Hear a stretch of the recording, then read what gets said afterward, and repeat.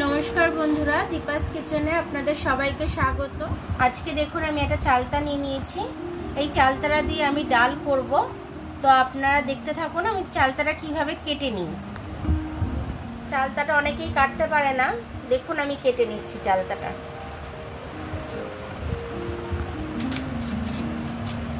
এরকম ভাবে মধ্যখান থেকে একটা ফালি দিয়ে নেবেন, তারপরে এরকম ভাবে একটা ফালি দিয়ে নেবেন। মধ্যখানের এই শীষটা কিন্তু ফেলে দিতে হয়। এটা এই জিনিসটা কিন্তু থাকে চালতার মধ্যে, এইটা ফেলে দিতে হয়, এটা খেতে নেই। দেখুন আমি চালতাটা কিভাবে কেটে নিচ্ছি। একটা একটা করে কোয়া আমি বের করে নিচ্ছি ভেতর থেকে। এবারে আমি মধ্যখান থেকে একটা ফালি দেব।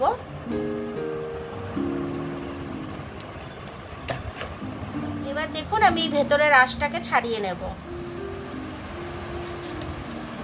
ঠিক এরকম করে নিয়ে এইভাবে ছাড়িয়ে এইভাবে হাত দিয়ে টেনে বের করে দিতে পারেন এই আঁশটা। তারপরে এই ধারটা কেটে ফেলে দেবেন। তারপরে এই গায়ের এই খোলাটা এইভাবে ছাড়িয়ে নিতে হয়।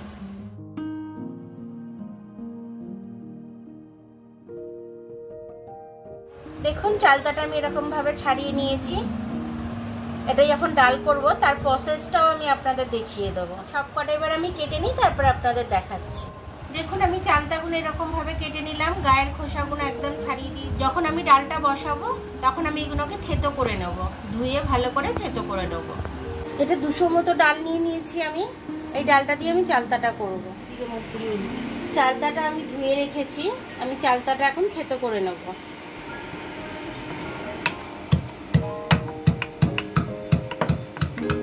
থেতো করে এরকম ভাবে আমি থেতো করে নেব। এরকম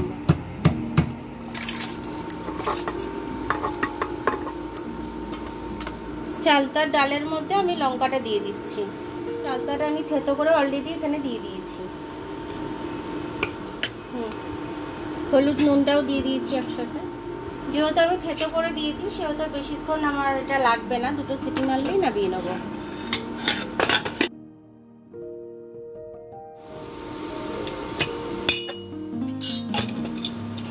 ডালের ঢাকনাটা খুলে নিলাম।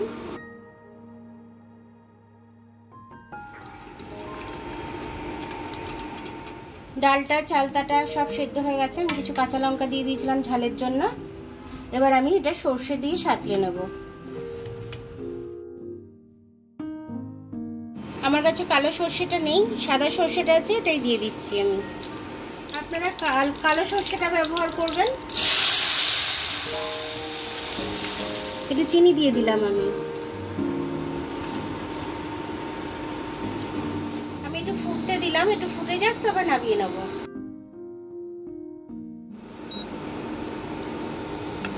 দেখুন আমি ডালটা কতটা ঘন করেছি।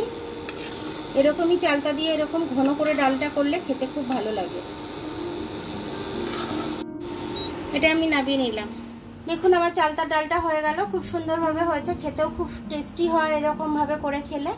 আপনারা করে অবশ্যই খাবেন, খেয়ে আমাকে কমেন্টস করে জানাবেন। এখন চালতার সিজন। তো আমার ভিডিওটা দেখার জন্য অনেক অনেক ধন্যবাদ। আমার ভিডিওটা যদি আপনাদের পছন্দ হয় লাইক, সাবস্ক্রাইব, বেল আইকনটা একটু টিপে দেবেন। আর যদি ফেসবুক থেকে দেখেন লাইক আর ফলোটা একটু করে দেবেন।